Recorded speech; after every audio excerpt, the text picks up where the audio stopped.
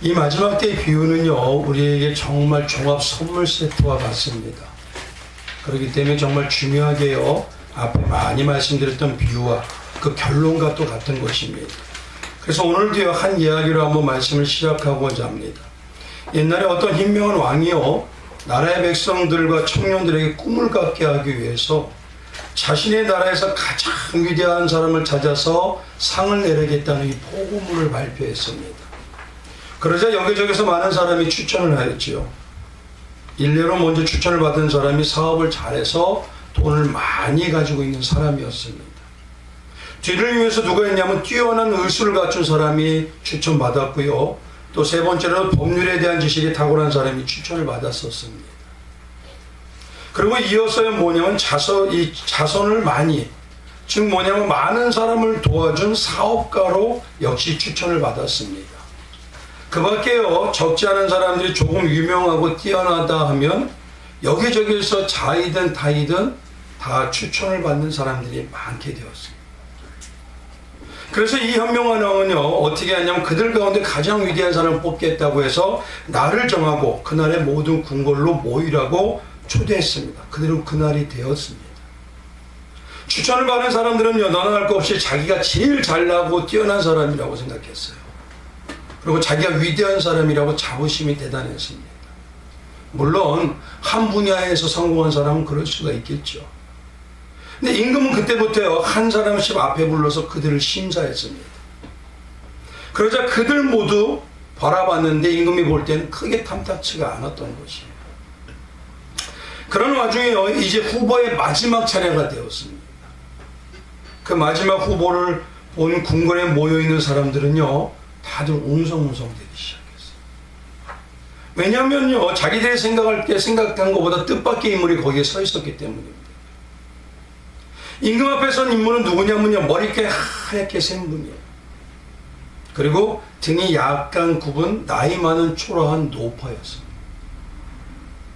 그래서 근데 그 눈을 바라보니까 어땠냐면요, 여전히 그 눈에는 생명과 이해심과 지혜가 사랑으로서 빛나고 있는 걸 볼 수가 있었습니다. 그래서 임금이 신하에게 물어봤습니다. 궁금해서요. 이 사람이 누구냐? 어째서 이곳에 와 있는 거냐? 무엇이 그렇게 대단하길래? 근데 신하가요, 자신있게 대답했습니다. 임금님, 지금까지 훌륭한 사람들의 이력을 보고 받으셨습니다. 그런데 바로 여기에 계신 이 노파가 그 모두를 가르친 선생님입니다. 그 말을 듣는 순간 임금은 어땠냐면요, 자리에서 벌떡 일어났어요. 그리고 자신의 왕관을 벗어서 그 노인의 머리에다 씌워줬습니다. 그리고 격려하는 박수를 쳐주기 시작했어요. 네, 사람들이 다 함께 정말 그분에게 그 자리를 내어드리는 정말 뜨거운 박수가 넘쳐나게 됩니다. 제가 이야기를 보면서요, 어떻게 보면 신앙 안에서 가장 중요하고 예수님을 많이 닮아가는 성도, 그가 어떤 자일까? 라는 생각을 해봤습니다. 근데 그런 성도는 어떤 자이냐면요, 다른 사람을 예수의 사람으로, 예수의 신부로 세우는 영적 성도입니다. 그리고 리더자들이 돼야 한다는 것입니다. 근데 신앙의 현실에 보면요, 너무도 반대로요, 온전하게 이런 모습이 아닌 모습을 보게 됩니다. 남을 세우기보다는 오히려 자기를 세우기 위해서, 지체의 영적 가족이고 자녀이고 내 가족이라는 그들을 자기 지식이나 자기 직분이나 자기 영적 위치로 오히려 뭉개버리는 모습을 적지 않게 보더라는 것이. 남을 세우고 지체를 세우는 사람은요, 자기 주장을 하지 않습니다. 단 그것이 올바름이라는 것을 삶으로, 행함으로, 그리고 신앙 고백으로 드러내는 구도자요 증인이라는 것입니다. 이 나이 많은 선생님처럼요, 나의 모든 것을 십자가에 대해 가려주고 오직 예수님만 드러내면서 지체를 세우는 성도, 그가 바로 하나님께서요 가장 해같이 빛나게 하시는 귀한 성도임을 믿습니다. 우리 성도님들이 그런 분이 되기를 바랍니다. 나보다 지체를 세우는 예수를 닮은 자. 나는 내려놓고 예수님만 높이며 가장 예수님과 동행하는 성도로 사람의 생명을 살리는 자. 그런 자가 가장 하나님 나라의 큰 자인 신부가 아닐까 생각합니다. 우리는 지난 시간까지요, 이 세 종류의 종에 대해서 나타난 달란트 비유와 문화 비유의 첫 시간으로요, 왜 이 비유를 주님이 마지막 때 거의 끝점에 가서 하셨느냐라는 그 이유에 대해서 두 가지 가장 중요한 핵심을 말씀을 드렸습니다. 달란트 비유를 알기 위해서는요, 먼저 뭐냐면 그것에 대해서 우리가 온전히 체득해야 된다는 것이요. 그 첫 번째가 뭐냐면요, 성경에서 말할 때 비유의 핵심의 대상이 종입니다. 그러면 성경에 예수님이 말씀하시는 올바른 종의 정의가 뭐냐는 것이었어요. 가장 주님이 찾으시는 종, 주님이 기뻐하시는 종, 너희는 이런 종이 되어라 라고 말씀하신 참 주의 종. 그거는 사역자뿐만이 아니라 성도들에게 나타나야 되는 모습입니다. 그 모습이 바로 누가복음 17장의 무익한 종의 모습이라는 것이에요. 그 무익한 종의 모습이요, 예수님이 뭐냐면 겨자씨의 믿음이라고, 가장 큰 믿음이라고 얘기하셔요. 그리고 오늘 비유에 말씀하신 달란트 비유에서 뭐냐면 칭찬받는 달란트, 5달란트 종과 2달란트의 종이 바로 그 심령의, 이 무익한 종의 심령을 가지고 있는 자들이라는 것입니다. 그렇기 때문에 그들이요, 다 5달란트를 받아도 어떤 상황에도 주인에게 순종하고 2달란트 받아도 그들의 순종하며 주인에게 다시 드리는 삶을 살 수 있었던 것입니다. 그리고 말씀드렸던 게요, 우리가 바라볼 때 이 무익한 종은요, 종의 개념이 아니라 어떻다 그랬습니까? 노예의 개념이 더 가깝다고 말씀드렸어요. 그래서 무익한 종의 의미는 우리가 알고 있는 일반 종의 의미가 아니라 돌로스라고 했어요. 종보다는 자기 것이 아무도 없고 또 없고 오직 주인의 은혜만을 감사하고 사랑하며 그 은혜만으로 살고 또 스스로 자신이 가장 부족한 자입니다. 나는 쓸모없는 자입니다. 그런 노예적인 해석을 자기 자신이 하는 자. 이 모습을 말할 때 우리는 누구라고 하냐면 바로 죄인의식을 뚜렷하게 갖는 바알 같은 자. 그 자가 만주의 주인이신 예수님이 가장 기뻐하는 성도라는 것이었어요.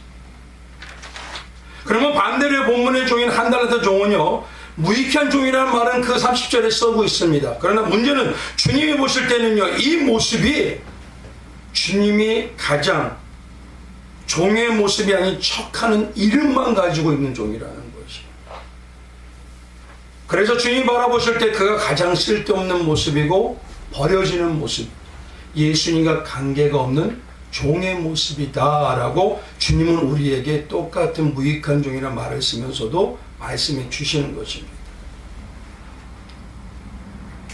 그러니 우리 자신이 지금 과연 어떤 모습으로 살아야 하는지, 내가 정말 주님께 바라볼 때 주님께 온전히 붙들려 있는 종을 넘어서 노예와 모습에 같은 것으로 주님의 기쁨이 돼가고 있는지, 그것을 우리가 분별해야 될, 소망을 가져야 될 자임을 믿습니다. 두 번째는 뭐였냐면요, 이 1달란트 받았던 종이 뭐였냐면 가장 패역한 모습, 그가 예수님과 관계없는 쓸데없는 모습의 핵심이 뭐였냐면 주님의 권위에 순종하지 않는 모습이었어요. 그래서 진짜 성경에서 말하는 권위가 뭐냐 과연, 그리고 하나님이 세우신 권위의 순종이라는 가장 중심이 있는 그 권위와 권세, 하나님이 부여했다는 그것이 무엇이냐라는 것에 대해서 말씀을 드렸습니다. 하나님이 세우는 권위의 순종이라는 가장 핵심은 뭐냐면요, 그 권위와 권세는 누가 세웠냐면 하나님이 세우셨습니다.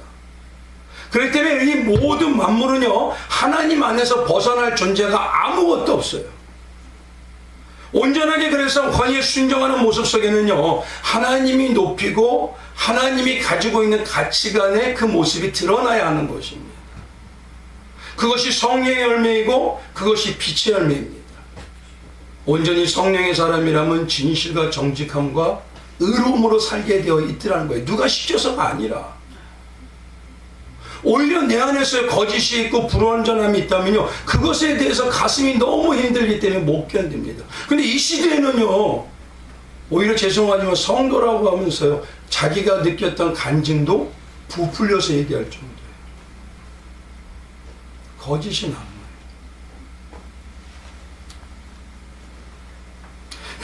그렇기 때문에요, 세우신 권위의 대상이 온전한 정직과 진실 그리고 의로움으로 드러나는 자가 되어야 되는, 그 잘할 때는요 어떻게 되느냐, 그 잘하면 때 함께 격려하고 함께 동행하며 함께 힘쓰는 모습이 됩니다.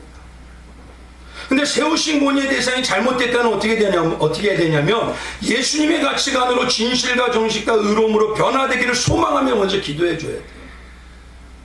그리고 때로는 사무엘처럼, 때로는 나단이나 엘리야처럼 입술로, 삶으로, 행함으로 우리가 예수의 삶을 보여가면서 때로는 책망과 질책까지도 할 수 있는 것, 그 권위의 두려움이나 무서움이 아니라 주님의 마음을 가지고 할 수 있는 것, 그것이 바로 진짜 권위의, 하나님이 세우신 권위의 순종인 거죠. 근데 지금의 말씀드렸던 신앙의 현실을 보면요, 이런 하나님의 가치관으로 살아야 되는 것이, 구별됨이 이 땅에 그리스도인들이 보여야 될 자들이 오히려 세상의 가치관과 세상의 가치관으로요 하나님의 가치관을 묵살해버리는 모습을 보여요.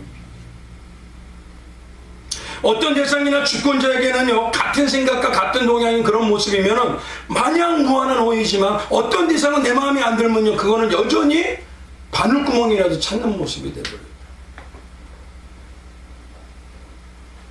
그러니 우리가 과연 하나님의 백성으로 나부터 온전한 진실과 정직으로 날아가는 거죠.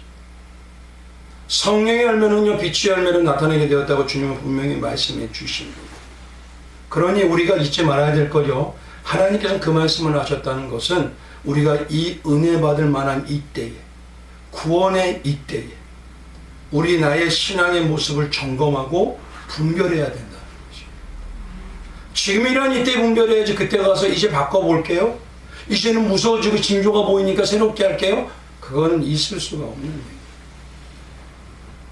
그러니까 지금 하나님의 은혜를 마음껏 주실 때, 마음껏 풍성히 내려주실 때, 그때 너를 돌아봐야 되는 거지.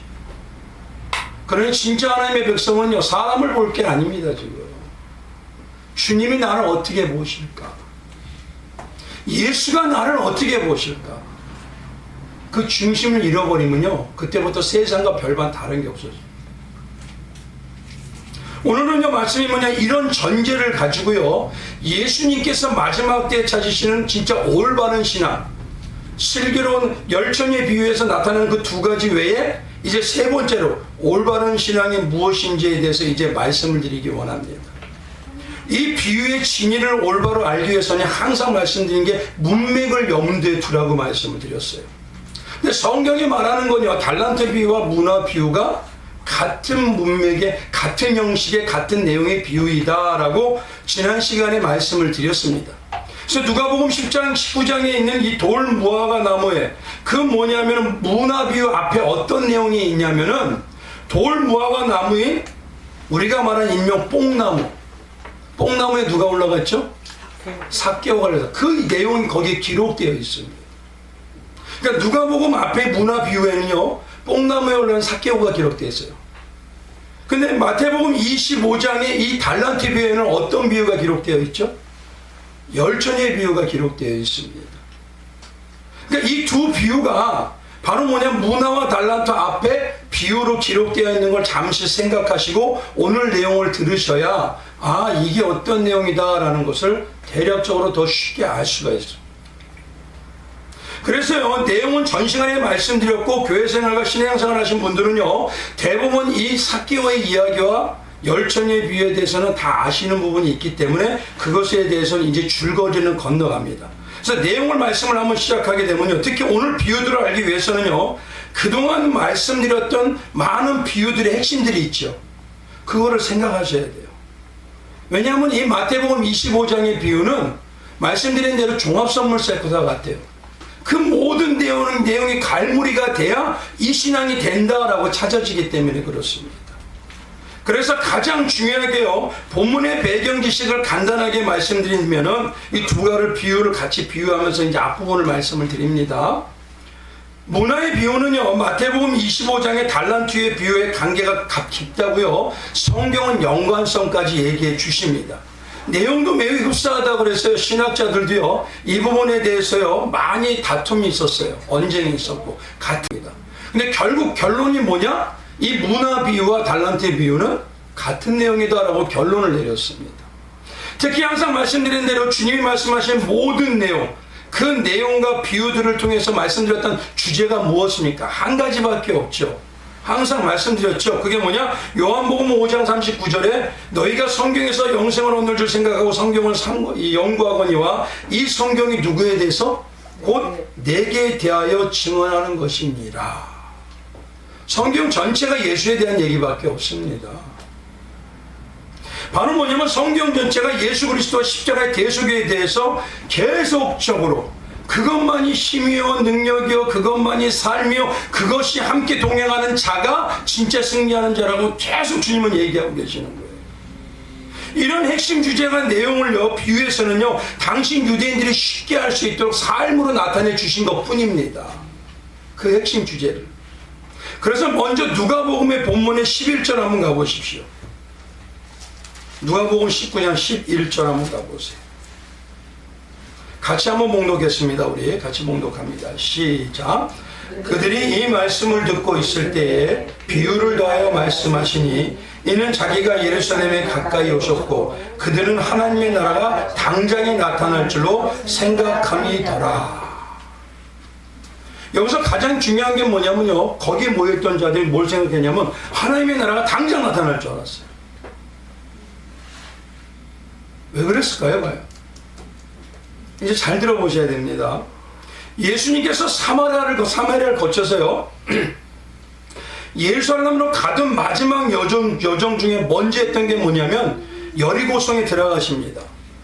그리고 거기서 어떤 일 하냐? 소경인 바디메오를 고치셔요.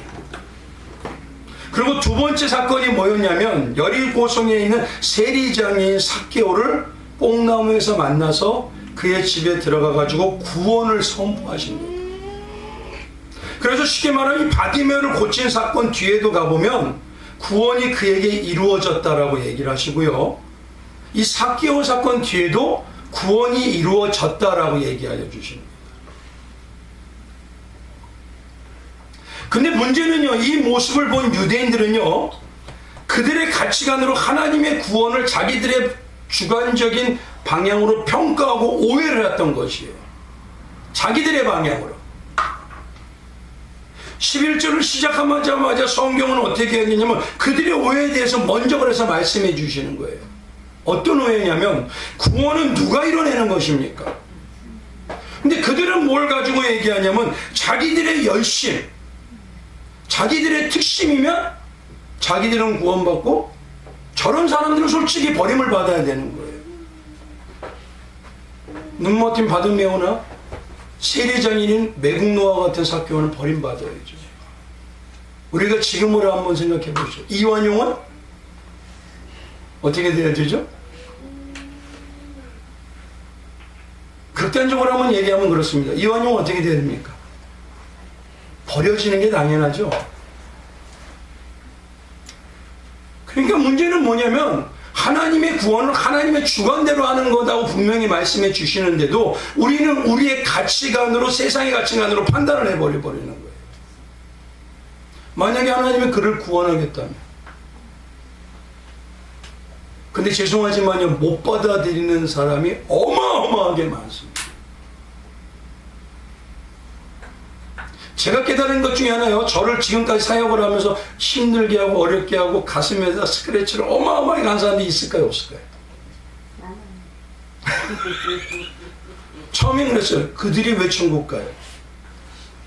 그들은 죽는 게 당연한 거 아닙니까? 근데 지금은 그래요.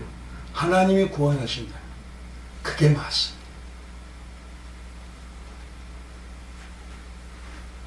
그런 그들의 오해하고 있는 자기들의 열심, 자기들의 가치관으로요, 말씀하시기 전에 먼저 보이신 게 바디메오와 같이 눈먼 자도 누가요? 원하지 않았어요. 그 사람은 자기가 고쳐줄 수 있다는 거 생각도 안 했습니다. 근데 그 사람을 고쳐내시고, 삭개오는요 그냥 궁금해서 올라간 거예요.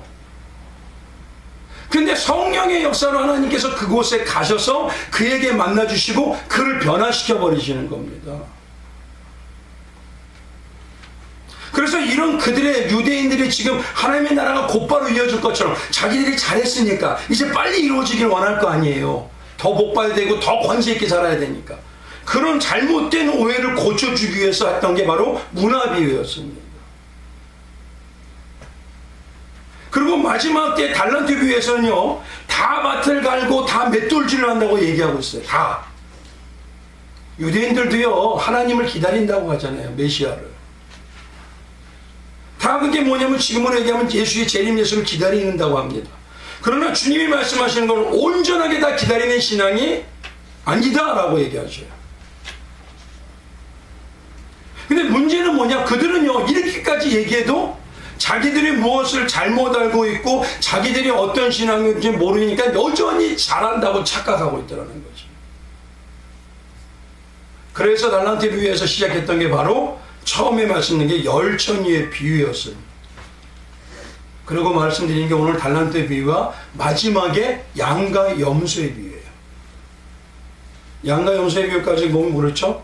나는 양이라고 생각을 안 하는데도 양과 염소를 누가 하셔요? 하나님 예수님이 직접 갈라내셔. 열천이에 비해서는 어떻습니까? 이미 5처녀는 슬기롭고 5처녀는 미련하잖아. 그러니까 구원은 하나님의 소관이라는 것을 다시 알려주시는 거예요. 너희들이 열심히 하는 건 은혜 받은 자가 받아서 나오는 것이지, 만약에 너희가 대가를 원해서 그렇게 나온다면 구원의 열심은 그거는요, 아무 소용이 없다는 거죠. 그래서 너희 중심으로 너희 세상의 가치관으로 하나님이 구원의 일과 영의 일을 평가하지 말아라 라고 얘기하시는 거예요. 너희가 진짜 온전히 알기 위해서는 하나님의 입장과 하나님의 관점에서 분별해야 된다는 거죠. 그걸 일명 항상 말씀드린 게 어떤 거죠? 바로 신본주의. 그렇기 때문에 결국 달란트에서요, 한 달란트 같은 이 패악한 종의 모습을 신앙으로 말하면요, 바로 예수님이 이루시는 신본주의적인 구원을 자기식으로 판단하고 자기식으로 평가해버리는 거예요. 그래서 그 원인을 무시해버리는 겁니다. 그러면서도요, 뭐냐면 자기는 여전히 문화의 비유처럼과 달란트의 비유처럼요, 자기 생각과 가치관으로 판단하고 정죄하면서 여전히 자기는 잘하고 있어요. 한번 생각해보세요. 주인이 많았을 때 달란트를 숨겨놨다가 가져오시면서 종이 어떻게 하죠? 다른 종들은 한번 내가 눈으로 봐도 어떻습니까? 5달란트가 10개씩 돼 있어요. 그런데 왜 이렇게 당당하죠? 한 달란트 종이요, 어마어마하게 당당합니다. 주인은 굳은 사람입니다. 그건 뭡니까? 자기는 지금 올바르다는 거예요. 그 여전히 뭐냐면 주인과 같은 하나님도 신앙 안에서 우리가 판단해요. 예를 하나 들면요, 창세기에 왜 아담이 범죄하는데 가만두셨어요? 하나님이 그러면 죄를 조성하시고 함정판 거 아니에요? 피조물인 존재가, 벌레와 같은 존재가 뭘로 판단하죠? 말씀드린 대로 하나님이 하신 일은 다 선이고 하나님이 하신 일은 다 완벽한 건데 왜 내가 판단해? 결국 뭐냐면 하나님 자리에 내가 앉아있다는 소리예요.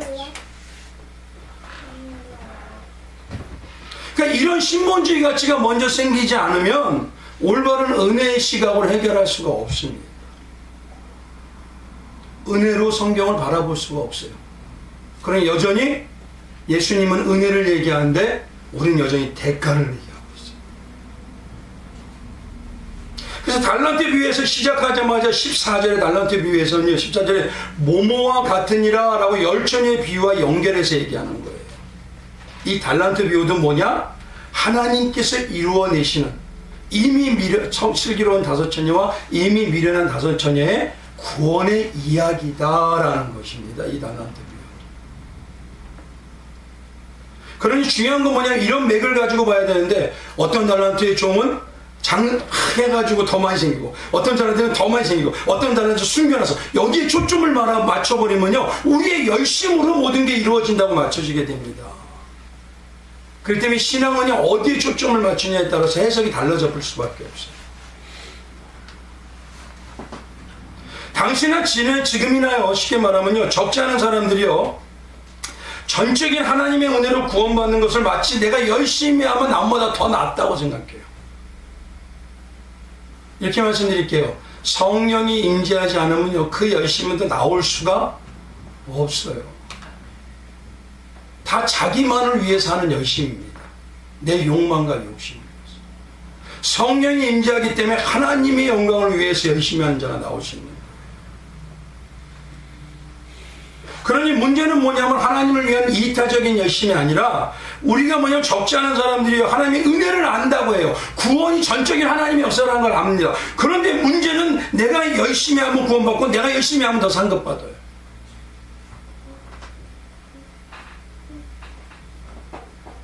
그러니 인간이 어떻게 하는 거에 따라서 하나님의 역사는 다르게 나타난다라고 이 가치관이 딱 규결돼 버렸습니다. 그래서 종교와 틀릴 게 없는 거예요. 아닙니다. 창세전에 하나님이 택해 주셔가지고요, 성령의 인침으로 인해서 하나님의 은혜로 구원받고 하나님의 은혜로 열심히 성도가 되는 것입니다. 그리고 하나님의 은혜로 예수를 닮아가면서 예수와 함께하는 신부가 되어가는 것입니다.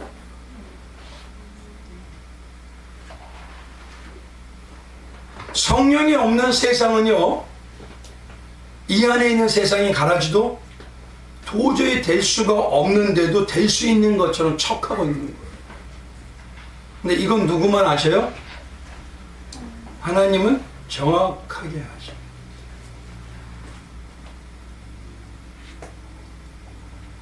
그래서 열처예비후에 보면 미련한 5처녀도 어떻습니까? 신랑이 오기를 기다리죠. 똑같이 기다립니다.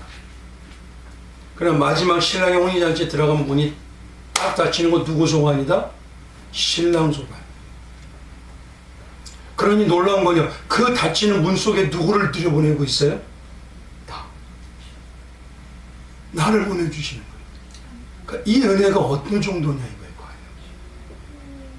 근데 지금은 그 은혜가 너무도 냉랭해진 시대예요.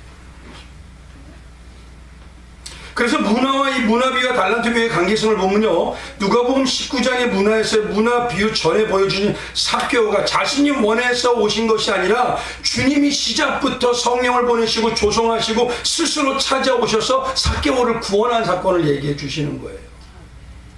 그리고 달란트 비유에는 바로 열처녀를 바로 거기다가 딱 붙여서 얘기해 주시는 것입니다. 그다음에 중요한 건요, 이런 구원에 대해서 올바른 방향으로, 그래서 열처녀 비유 때 어떻게 마지막에 하시죠? 한번 봐보십시오. 달란트 비유는 뭐라고 하냐면 마태복음 2장에 한번 나중에 찾아보시면 너희는 깨어라 그럽니다. 깨어라. 다시 깨어라 좀. 그리고 다시 정립해라. 그 모습은 아니다 라고 하시는 거예요. 성령 받은 하나님의 백성이라도 그런 모습을 가지고 있으면 하나님의 책망이 먼저 오지 하나님의 칭찬이 먼저 오진 않습니다.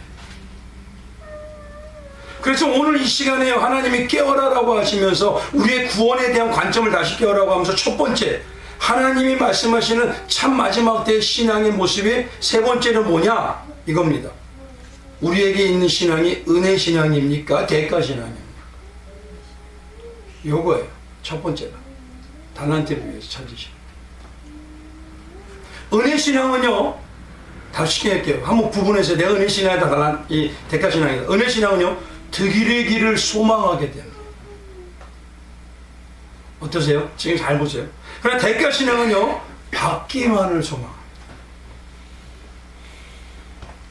조금 드리는 거? 조금 헌금한 시? 그리고 몇 배를 원하죠? 100배. 은혜 신앙은요, 가장 많은 고백이 뭐냐? 감사 고백이 많아요. 우리 성도님 말씀해 보세요. 항상 말씀드리죠. 감사가 많으세요? 어째서가가 많으세요? 어떻게 해요? 어떻게 해요? 아, 이거 안 돼요. 감사는 뭐냐면 하나님이 지금 역사에 가고 있는 거예요. 내 눈에 안 보여요. 내 눈에 좋게 보이지 않아요. 그러나 하나님은 나를 구원해 주셨다면 역사에 내시고 완성하겠다는 그런 의미입니다. 그건. 근데 믿음이 있는 자만이 감사가 나와요. 현실을 보는 자는 감사 안 나옵니다.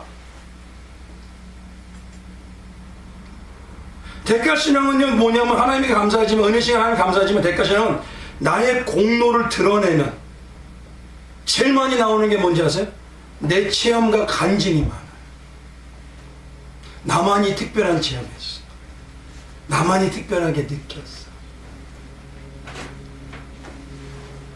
구원의 은혜에 감사하는 신앙은요,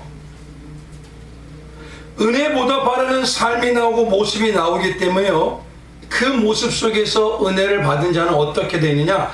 아무 조건 없는 사랑의 신앙이 점점 뚜렷해집니다. 성도님들이 사랑을 얘기하지만 어떤 사랑이세요? 조건? 조건 없는. 대가 신앙은요, 여전히요, 자기는 부족해요. 대가라는 건 내가 부족하게 느끼고 있다는 겁니다. 근데 모자라요. 그러니 나오는 게 차등의식이고 경쟁의식이에요. 제가 죄송한데 어떤 교회는요, 신앙이 경쟁을 시켜야 된다고 하더라고요. 난 놀랍습니다. 가족이 경쟁하나요?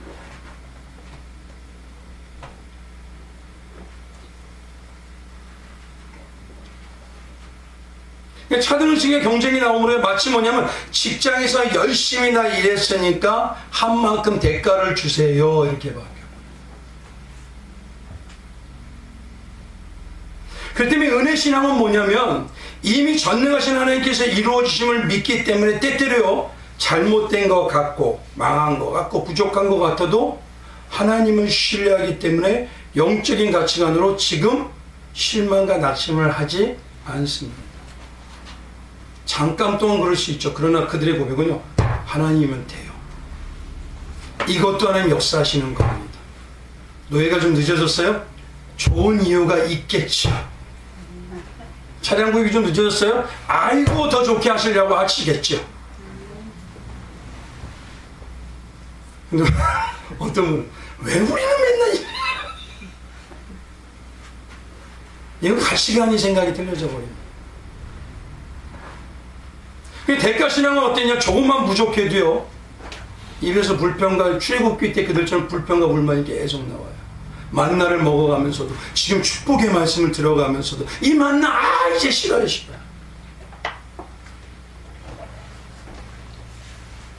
그러니 신앙생활을 했다가 안 했다 그래서 이걸 가지고 구분해 보십시오. 내 은혜 신앙인지 대가 신앙인지. 그래서 본문에 보면 5달란트 가지고 2달란트 가진 종은요, 한번 보십시오. 어떤 불평이나 불만을 한 적이 없어요. 오늘 본문의 달란트 비와 문화에 보면요, 먼저 달란트 보면 금 달란트 5개와 금 2달란트는요, 말씀대로 어마어마합니다. 근데 거기에 보면요, 달란트 비에 주셨다고 할까요? 맡겼다고 할까요? 맡겼다고 하십니다. 맡겼다는 건 뭐냐면 다시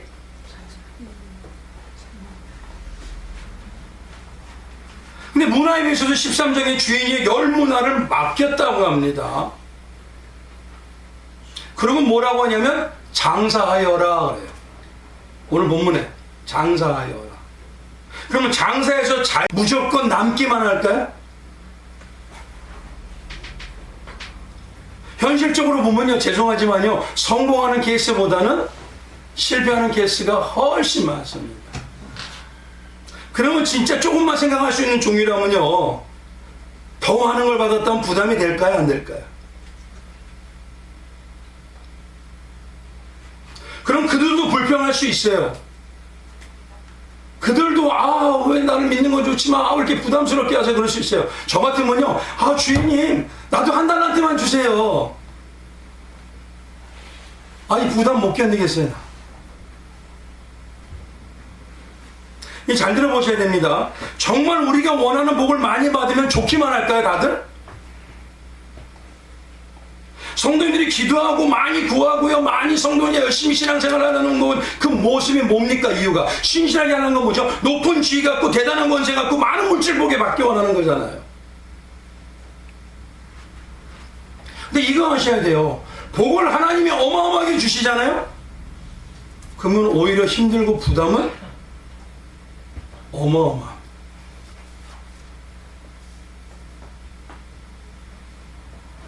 성도님들도 마찬가지로 신앙생활은 쉽지 않죠.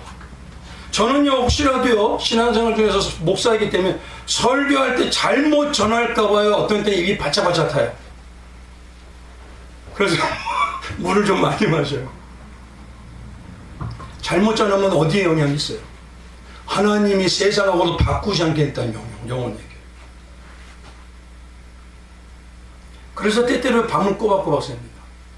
어떤 때 이틀밤까지 샜어요.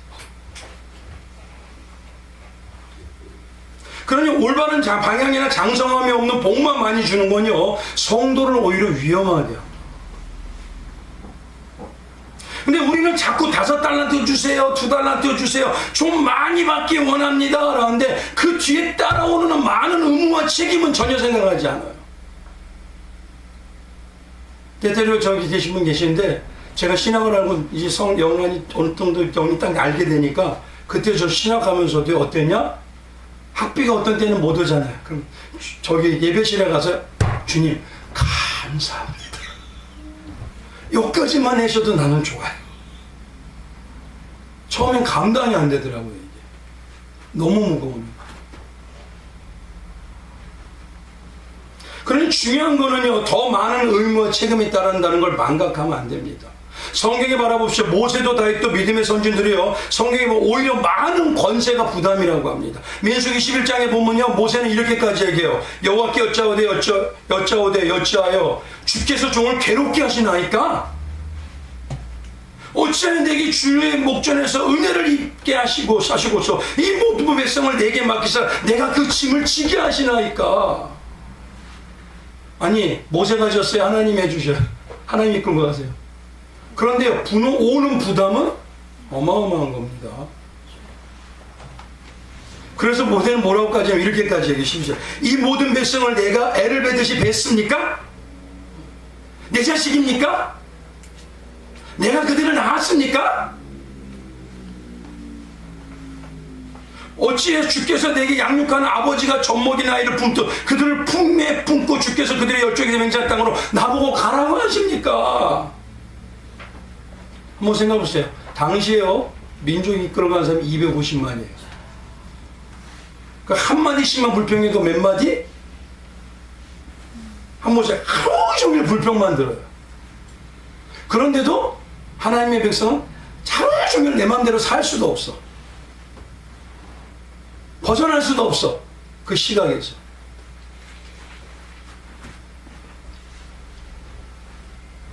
근데 우리는요, 많이 받기만을 원해요. 그래서 주님 말씀하신 게 제일 먼저 예수님의 닮아가는 자로 장성함이 먼저입니다. 장성함이 있어야 주는 복도 하나님의 지혜로 다양하게 다윗처럼 바울처럼 사용할 거 아니에요.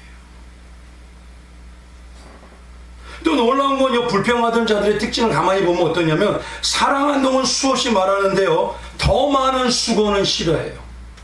책임과 의무는요, 어마어마한 그 수고는 싫어해요. 근데 이 시대 교회마다요, 미랄에 대해서는 많이 압니다. 근데 미랄은 알기만 하고 열매만 먹게 해달래요. 그러면서 어떤 분 좀 그랬어요. 목사님은 미랄 대시고 우리는 열매 주세요. 아니, 저도 그러고 싶어요. 저도. 근데 안 그렇습니다. 신앙은요, 성도는 각자 미랄이 되셔야 되는 겁니다. 착각입니다, 그거. 저는 성도인들을 위해서 하나님 통로의 미랄이 돼야 되는 거예요. 근데 성도인들은 삶 속에서 주신 축복을 하나님을 위해서 살아가는 미랄의 삶을 보여야 되는 겁니다.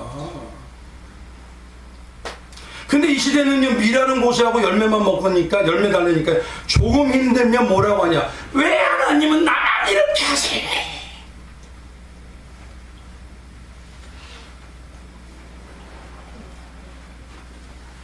잘 생각해 보십시오.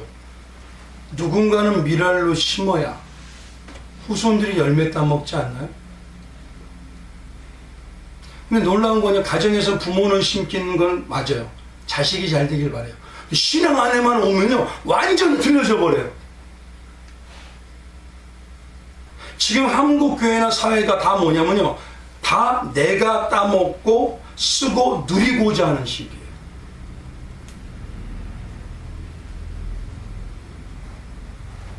그러니 결국 사람을 세우고 영혼을 위한 나무를 심는 미랄의 역할은 없어요. 오히려 문제는 뭐냐면 세상의 지배자인 사단을 닮아가는 모습이 적지 않습니다.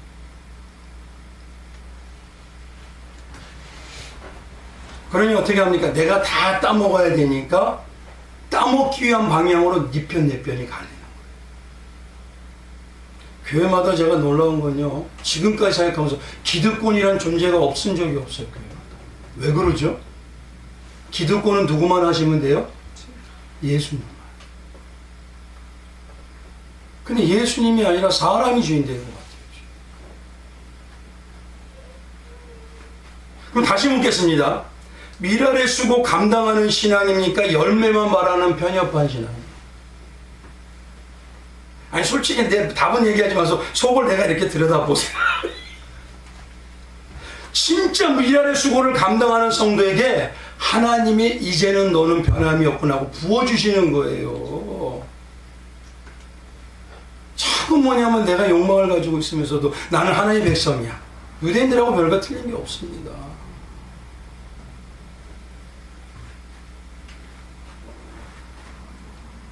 그래서 첫 번째 우리가 말하는 하나님이 주신 말씀하신 중요한 신앙의 첫 번째 뭐냐면 정말 살 수도 없고 받을 수도 없는 나 같은 자를 은혜로 구원해 주신 은혜에 나오는 신앙의 모습입니까?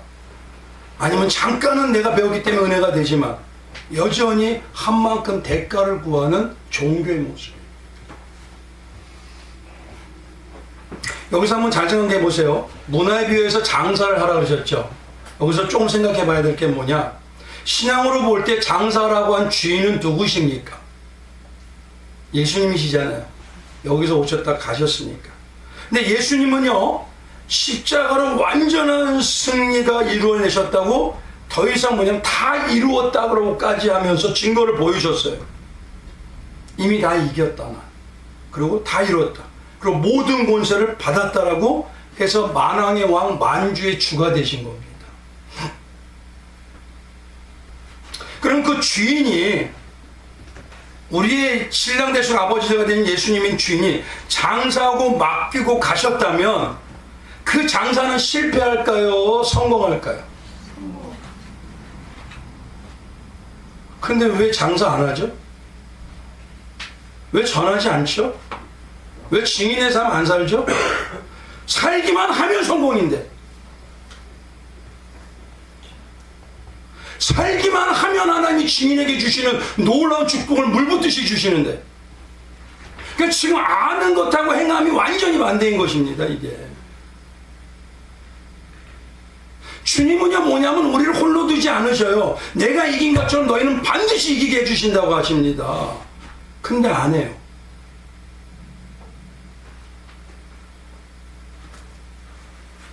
그래서 문제는 뭐냐면 성경이 이렇게 말씀하셔도요, 정작 성도란 우리는요 믿지 않고 이리저리 잽니다.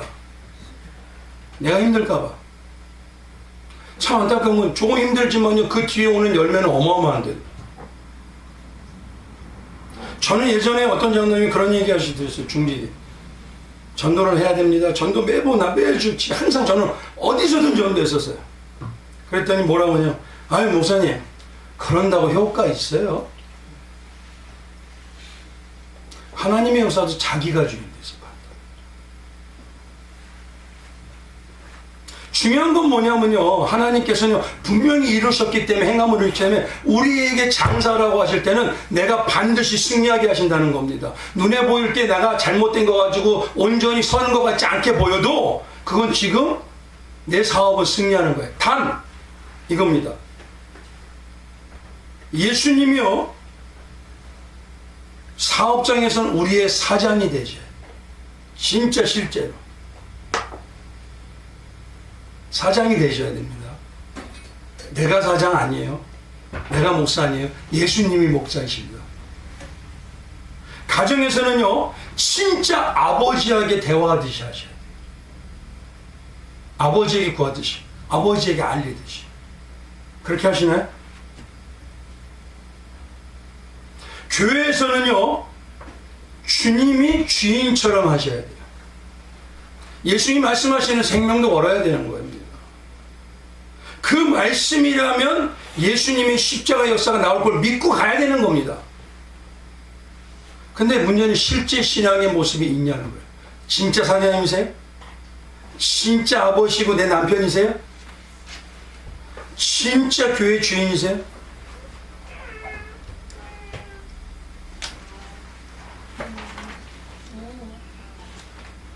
네, 말씀드린 대로요. 우리의 고백은 예수가 사정이시고 예수가 교회 주인이시고 말씀이라 하면서 저전이 뭐냐? 사람이 기득권을 가져. 그러니 지금에 나오는 영광이 나올 수가 없는 거예요. 이것이 첫 번째 은혜 신앙의 역가지가. 주님이 은혜 받은 자 받은 자는 주님이 내 주인이시라. 주인에게 그냥 대충 하고 내가 먼저 막 할까요? 먼저 할 때 작게라도 주님 어떻게 할까요? 주님 뭘 할까요? 주님 이거 하시면 기뻐하시죠? 주인 되려고 할까요? 안 할까요?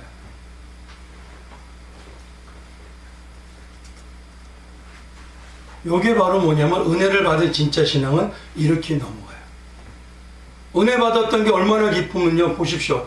기뻐서 은혜를 고백하는 게 나오는 게 뭐냐면 자랑입니다. 자랑. 우리 예수님 우리 구원하신 거 예수님 나와 동행하는 거 기쁘시지 않나요? 기쁘시죠? 그럼 증인의 삶 사시죠? 근데 왜 웃기만 하시고 가만히 계시지? 증인의 삶을 살 때 여기서 나오는 겁니다. 아는 거로 여기서 나오지 않아요. 두 번째는 뭐냐면요. 이겁니다. 지난 시간에 말씀드린 문화와 달란트의 핵심의 대상이 종이라고 했죠. 그리고 올바른 예수님이 찾는 종이 바로 무익한 종이라고 했습니다. 그럼 무익한 종을요, 다시 우리가 신학적으로 말하면 어떤 사람이냐, 어떤 신앙이냐, 그게 바로 청지기 신앙이에요. 네 번째가 뭐냐, 성도님 청지기 신앙입니까? 내가 주인 된 신앙입니까? 청지기 신앙은요, 실제가 있어야 됩니다. 내게 없어요, 청지기는. 그래서 청지기 신앙인 무익한 종은이 뭐라고 했죠? 진짜 노예라고 하는 신앙입니다. 나는 예수의 노예입니다. 예수의 노예이기 때문에 주인이 주시면 감사로 쓰고, 안 주시면 그래도 하나님 은혜 가운데 살아가.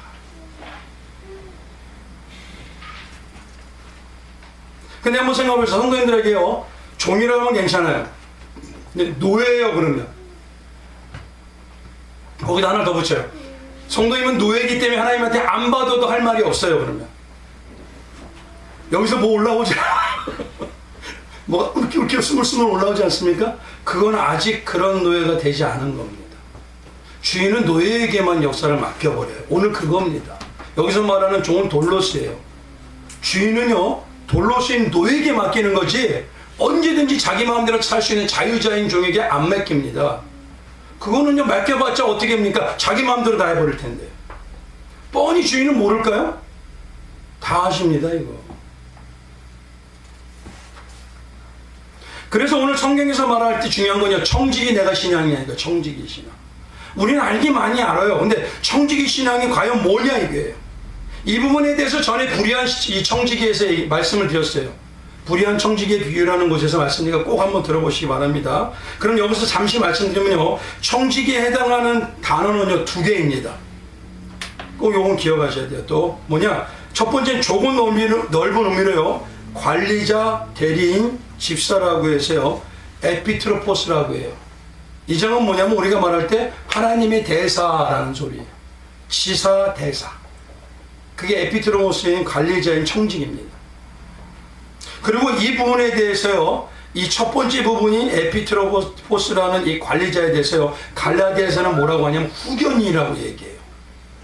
그래서 갈라디아서 4장에 보면 내가 또 말하노니 유업을 이룰 자가 모든 것이 주인이나 어렸을 적 동안에는 죄와 종과 다름이 없어서 그 아버지가 정한 때까지 후견인과 청지기 아래에 있나니. 근데 두 번째는요, 어떤 거냐면 청지기가 오이코노모스라고 합니다. 그 뭐냐, 한 가정에, 한 집에 종이고 관리자이고 담당자라는 거예요. 신약 성경에는 이걸 훨씬 많이 써요, 바울은요. 그래서 바울이 서신서를 쓸 때 자기를 소개할 때 뭐라고 하냐면 하나님의 사자로서 복음을 전하는 책무를 맡은 나는 종 오이코노모스라고 합니다. 잘 보세요. 하나님 뭘 전하는? 하나님의 복음을 전파. 그러니까 우리가 만약에 청직이라면 오이코노모스의 첫 번째 나타나는 모습은 복음을 증거하는 증인이에요. 이것이 성도가 하나님의 백성으로 자녀로서 가져야 될 신앙의 청직인 모습입니다. 그래서 청직이라는 가장의 핵심은 뭐냐? 가장의 핵심은 딱 말하면요, 나 자신부터 시작해서 나의 모든 것과 재산도 내 것이 아닙니다. 하나님의 어떤 뜻과 계획을 위해서 이 땅에서 나에게 맡겨주신 거예요. 그게 자세입니다. 그리고 하나님의 그 일을 위해서 내가 관리하고 사용하는 자세. 그래서 쉽게 말하면 청지기는 이거예요. 작은 예수로 살아가는 거. 항상 제가 말씀드렸듯이 작은 예수 하라 했죠. 네. 그게 청지기 신앙 가진 자예요. 근데 우리가 하나님 복 주시옵소서, 이거는 청지기예요. 내 거다라는 거예요. 그래서 이 청지기 신앙의 가장 핵심은 뭐냐면 우리를 위해서 자신을 내어주신 그리스도 예수 안에 사는 자입니다. 전번에 안에 대해서 말씀드렸죠. 안에 그리스도 예수 안에 산다는 거. 그 안에 사는 거기 때문에요, 예수 안에 사는 자예요. 그 안에 나는 거하는 자예요. 주인이고 모든 것은 예수가 하시는 거예요. 그래서 내 뜻은 아닙니다. 주인이신 예수이기 때문에 청지기 신앙의 가장 큰 특징이 뭐냐? 먼저 질문해요. 주님, 이렇게 해야 돼요? 저렇게 해야 돼요? 이거 해야 됩니까? 이 말 해야 됩니까? 그리고 응답을 어디서 찾느냐? 성경 말씀에서 예수님이 하신 십자가의 방향으로 찾아요. 그러니까 청지기 먼저 신앙의 첫 번째 특징은 뭐냐? 내 것은 없고 다 하나님의 것이지만 중요한 건 주인이기 때문에 그분에게 질문하고 성경 중심으로 들어갑니다. 성도님들 어떻습니까? 매일 성경 읽으시나요? 한 구절도.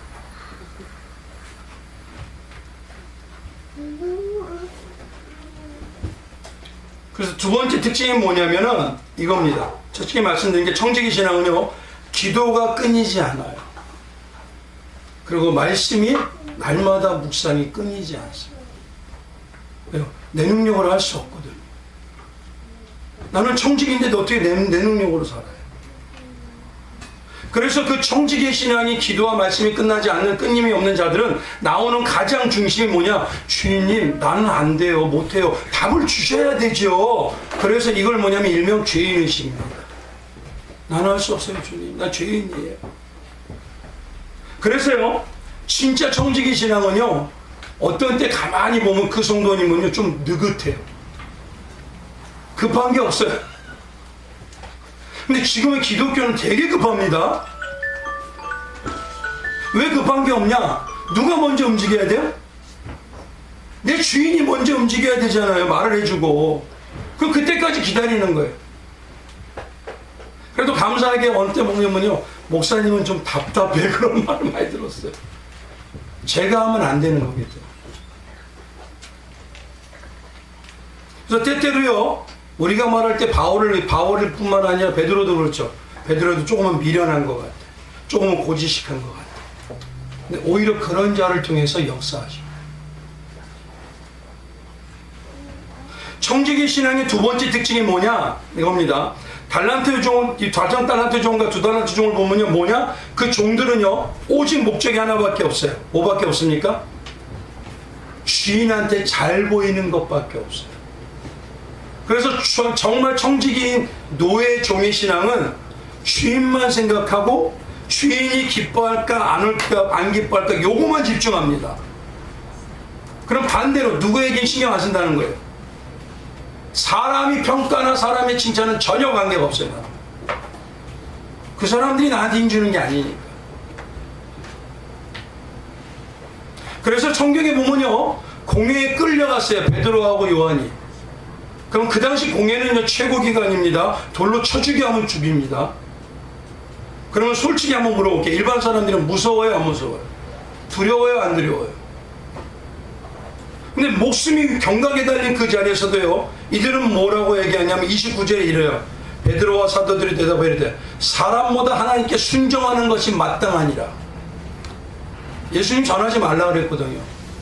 아니야. 니들 마음대로 해도 나 죽여도 나는 마지막까지 전하는 게 마땅히 하나님. 바울도 똑같은 말을 합니다. 갈라디아서 1장 10절에 이제 내가 사람에게 좋게 하라 하나님께 좋게 하라 사람에게 기쁘게 하랴 구하랴 내가 지금까지 사람의 기쁨을 구하였으면 그리스도의 종이 아니니라.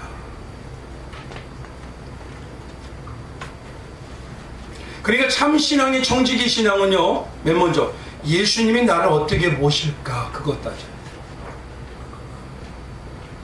근데 이 시대에 안타까운 거 말씀드리는 사역자나 성도님들이 대부분 성도들이 나를 어떻게 평가할까가 눈에 씻어요. 가족은 가난해도 나를 얼마나 미천하게 볼까, 나를 얼마나 교만하게 볼까.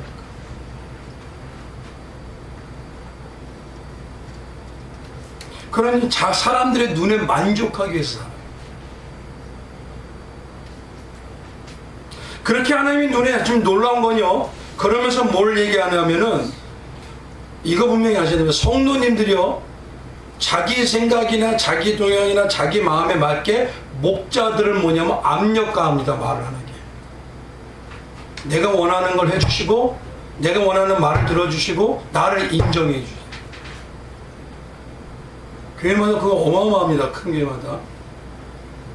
근데 안타까운 건요, 목자가 하나님의 말씀을 정말 내 자신부터 말씀으로 도려내면서 건강해지려고 하는 그 심령으로 성도들에게 말씀의 검으로 온전히 대해주지 않으면 건강하지 않게 암처럼 죽는 길을 가는 겁니다. 그런데도 압력을 알게 모르게 가요. 이거 심각한 겁니다. 그럼 쉽게 말하면요, 나 죽을래요 이 소리입니다.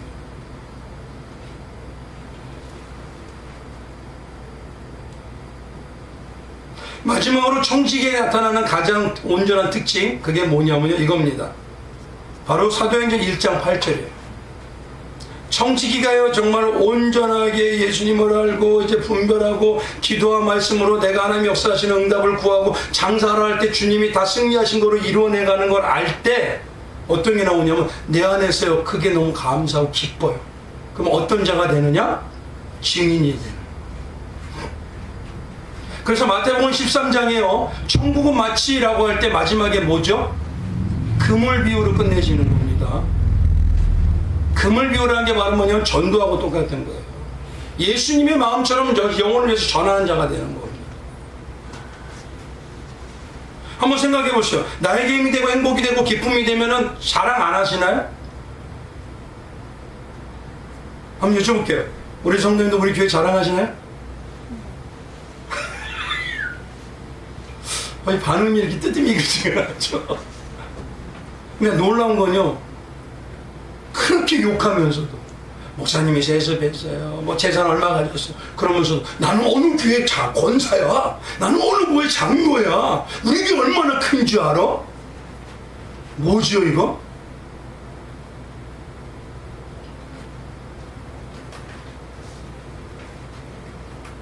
한번 생각해 보시오. 자식이 잘 되고 좋은 대학 가고 내가 우리 남편이 좋은 사업을 하면 자랑 안 하고 싶으세요? 근데 생명이라면서요. 나 죽었다가 살렸다며요. 그래서 청지기의 마지막은 뭐냐면 내게 없는 자가 되고 주인에게 물어보면서 답을 구하는 말씀이 중심이 되지만요, 마지막에 되는 게 뭐냐면 나는 오직 예수님밖에 없어요. 기쁨으로 자랑해요. 다른 거 전할 게 없어요. 나는 이거밖에 할 말이 없어요. 그게 바로 청지기 신앙이에요. 그럼 오늘 두 가지 말씀드렸어요. 은혜 신앙입니까? 대가 신앙입니까? 두 번째, 청지기 신앙입니까? 내가 주인인 신앙. 이제 말씀을 마칠게요. 사랑도는요, 원하든 원하지 않든 우리의 모습 속에서 그리스도를 보여주고 있어요. 그래서 바울은 우리가 그리스도의 향기라고 해요. 어떤 자에게 생명의 냄새를 보여주지만 어떤 자는 오히려 사망의 냄새를 보여요. 영혼을 죽이는 일을 해요. 그럼 성도님은 어떤 예수님을 보여주고 계시죠? 생명의 냄새를 풍기십니까? 썩어질 세상 냄새 풍기십니까? 우리 예수가 모이는 교회 성도님들은요, 오늘 달란트 비유와 문화 비유처럼 은혜만을 보여주는 성도, 청지기로서 주님이 가장 나에게 기쁨이 되는 그 기쁨만을 보여주는 증인의 삶을 사시는 놀라운 역사의 성도님 되시길 주님의 이름으로 축원드리겠습니다. 오늘 이 시간에 한번 우리 잠시 기도하겠습니다. 주님,